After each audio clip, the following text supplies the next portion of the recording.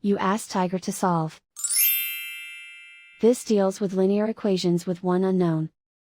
The final result is x equals 7. Let's solve it step by step. Group all constants on the right side of the equation. Add 4 to both sides. Simplify the arithmetic.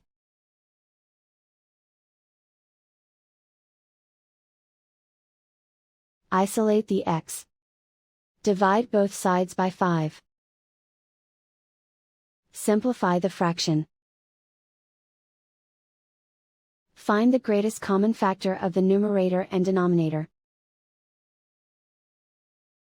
Factor out and cancel the greatest common factor. And so the final result is x equals 7.